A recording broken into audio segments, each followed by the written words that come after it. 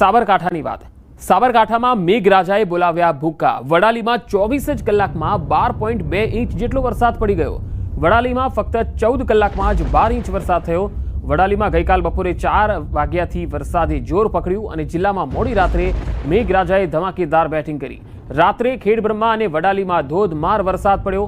ખેડબ્રહ્મામાં 24 કલાકમાં 10 ઇંચથી પણ વધુ વરસાદ થયો તો વિજયનગરમાં 3 ઇંચ, તલોદમાં 2.6 ઇંચ અને પ્રાંતિજમાં 1.8 ઇંચ જેટલો વરસાદ નોંધાયો હતો, જેના પગલે સાબરકાંઠાના અનેક તાલુકાઓમાં પાણી ભરાઈ ગયા છે। તસવીરો આવી રહી છે સાબરકાંઠાથી। વધુ માહિતી મેળવીએ સંવાદદાતા ઈશાન પરમાર જોડાયા છે। ઈશાન, સાબરકાંઠામાં હાલ શું સ્થિતિ છે વરસાદને લઈને? પંકજ, ચોક્કસ સાબરકાંઠા જિલ્લામાં સૌથી વધુ વરસાદ પડ્યો હોય તો એ વડાલી તાલુકામાં પડ્યો તો વડાલી સહિત ગ્રામ્ય વિસ્તારમાં ધોધમાર વરસાદના કારણે અનેક જે નાની મોટી નદીઓ છે નદીઓમાં પાણી પૂરની પરિસ્થિતિ સર્જાઈ હતી। તમે દ્રશ્યોમાં જોઈ શકો છો તે પ્રમાણે અત્યારે હાલ જે પાણી છે પાણીનો પ્રવાહ પણ અત્યારે અવિરતપણે ચાલુ છે।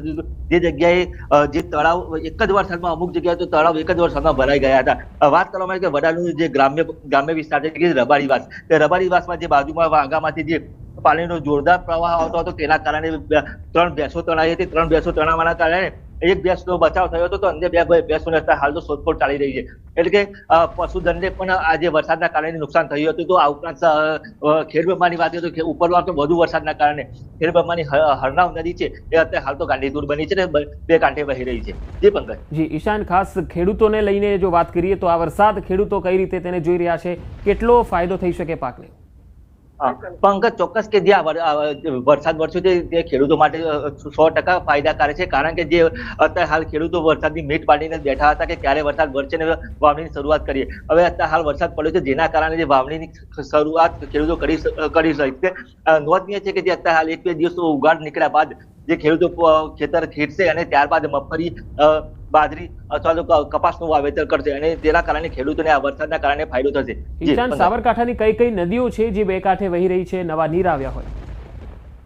પંકજ, ચોક્કસ કે સાબરકાંઠાની જે નદીઓ છે નદીઓની વાત કરીએ તો જે હરનાવ નદી છે, બુઢેલી નદી છે, તો આ ઉપરાંત અનેક નદી નાળા છે। સાબરમતી નદી આ તમામ જે નળી અને નાળાનું પાણી સીધું સાબરમતી નદીમાં મળતું છે। એટલે કહી શકાય અહીંયાથી સાબરમતી નદીમાં થઈ ધરોઈ ડેમમાં જશે તો ધરોઈ ડેમમાંથી પણ પાણીની આવકમાં વધારો થઈ શકે તેમ છે। પંકજ। જી ઈશાન, વહીવટી તંત્ર તરફથી કોઈ સૂચના જારી કરાઈ છે ભારે વરસાદને લઈને?